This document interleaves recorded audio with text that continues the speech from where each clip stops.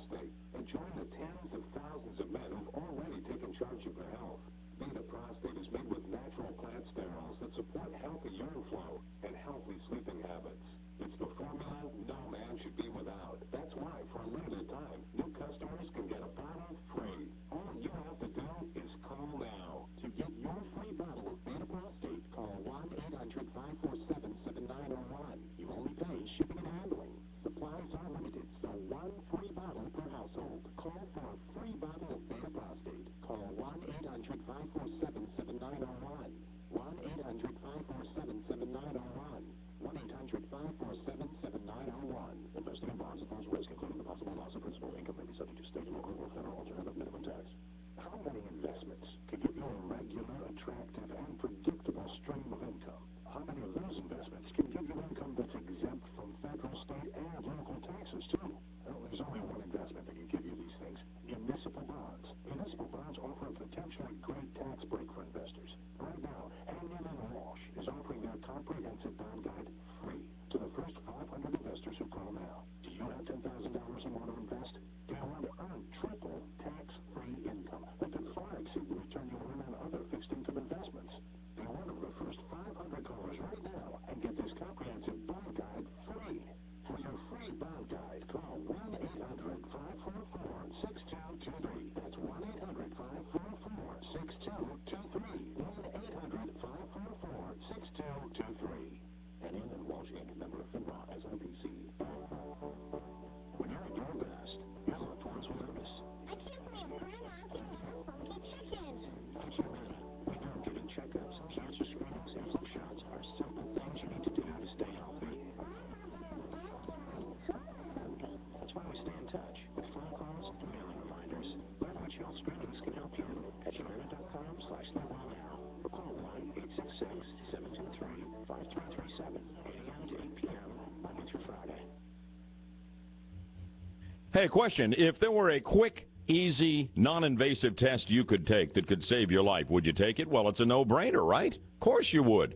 Which kind of makes me wonder why you wouldn't pick up the phone and call Lake Cardiology, home of my buddy Dr. Ken Kronhaus, my heart doctor, and ask if this BUD scan that saved my life and has saved thousands of lives in Central Florida might be right for you. I mean, it's your heart, and you're not going for the long haul unless the ticker's coming along for the ride, right?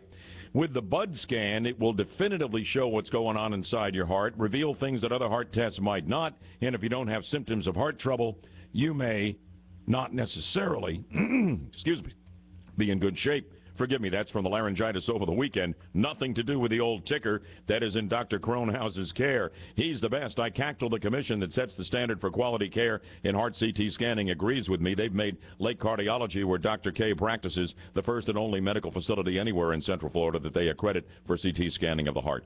Find out about the BUD scan. One phone call could save your life. Tell them the Bud Man sent you. 352-735-1400. 352-735-1400.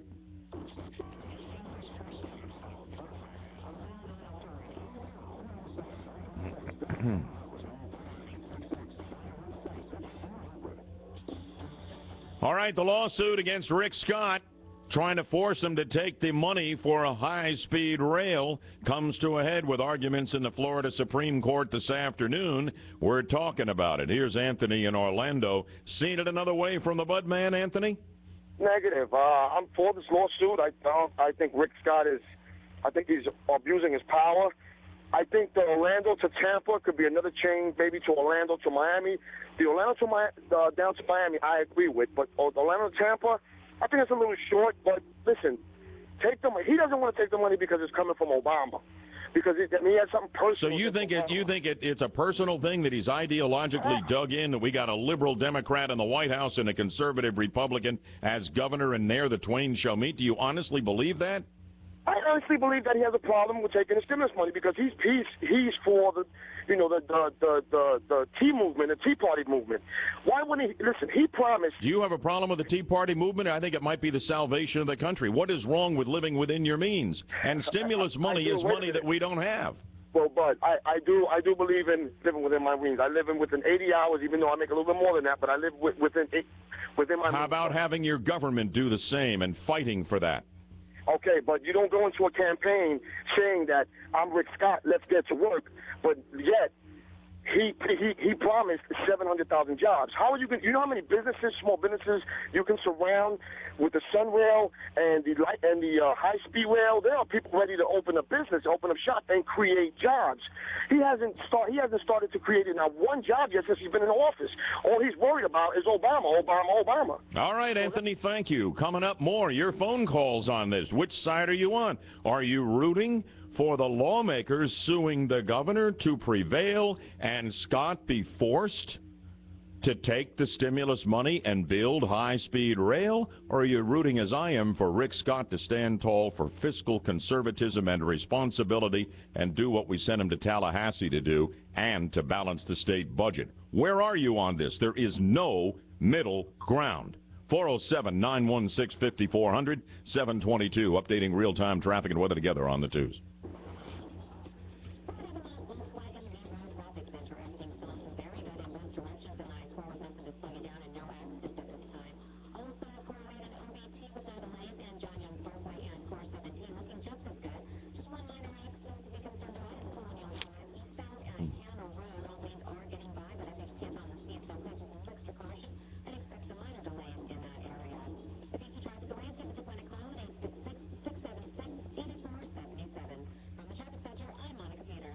Partly sunny, breezy today, getting up to 78. May get a little bit smoky through central Florida off the big fires near the coast.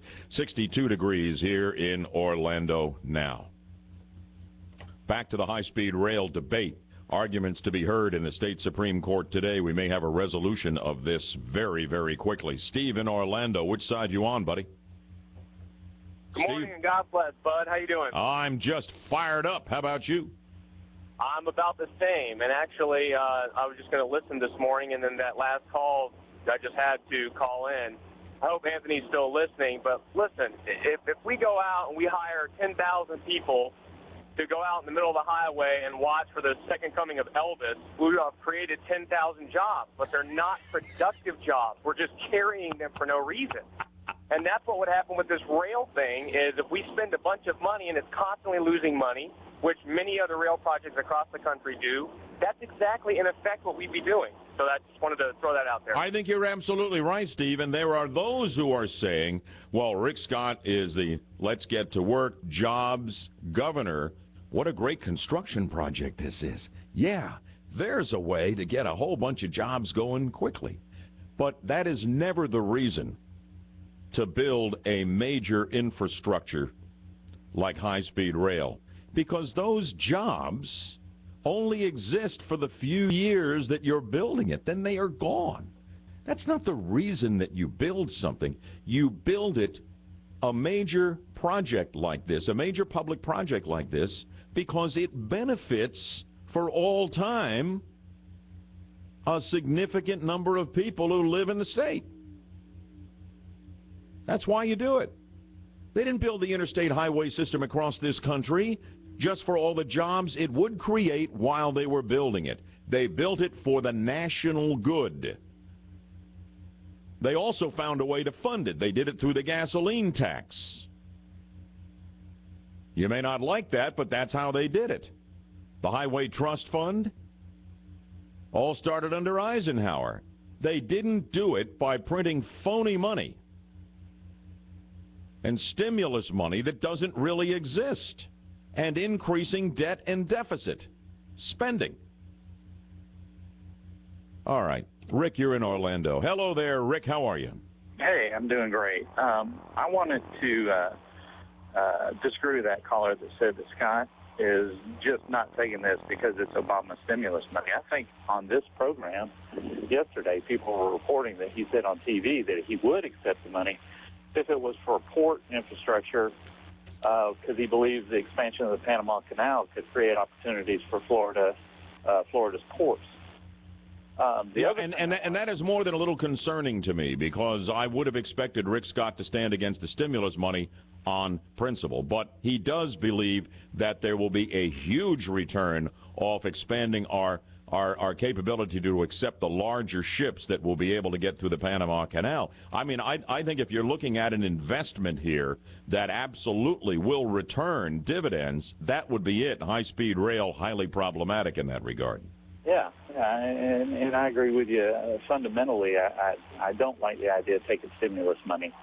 But if it's going to be spent anyhow, and we could spend it in the state of Florida, the ports is probably the place to do it. On the other hand, with everything that's going on in the Middle East and the price of gas beginning to skyrocket, you got to admit, Bud, that the argument for high-speed rail is getting a little better every day. It does get better every day, but you got to be able to pay for it. If it's a red-hot idea, private enterprise will build it, just like private enterprise built all of the railroads in this country pre-Amtrak. When there's a market for it, private enterprise, under a capitalist system, will invest in it and bear the risks inherent in it. True, but it is not necessarily an improper role for government to provide the infrastructure for something like that, like the interstate system that you just mentioned a few minutes ago.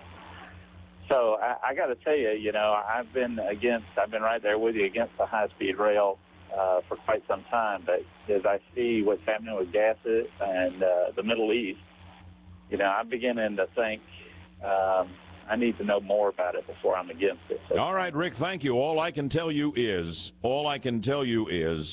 I don't want the taxpayers of Florida on the hook for a dime here, and neither does Rick Scott. And I want some guarantees. If you're going to get some private companies, a consortium to build this thing, you got to have it locked up and lawyered to the hilt that these contracts are rock solid. Let them go build their train. Okay? Right down the I-4 corridor. But rock solid guarantees that we, the people of Florida, are not on the hook for it. I don't believe you can get that. So I'm still with Rick Scott. Would I like a train? Yes, absolutely. I was pro-high-speed rail when we had the money to do it a decade ago when it passed as a constitutional amendment. Those times are so vastly different, it's like it's on another planet.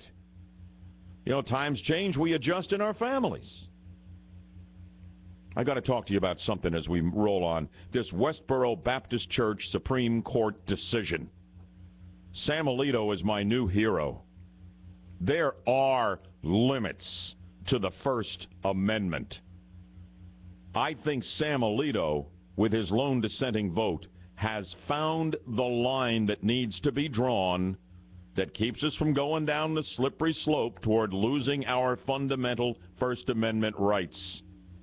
But these despicable people and what they do to military families at their time of grief, at their funerals for their loved ones, with these protests and these hateful chants and these signs, that's not what our founding fathers envisioned when they set up the structure of the First Amendment. I've got to talk to you about Westboro here, and I wanted you to talk to me as well. I'm coming back on fire. 407-916-5400. Make it a good morning. Great to be with you. Spend as much time with us as you can. Here's the news at 7:30.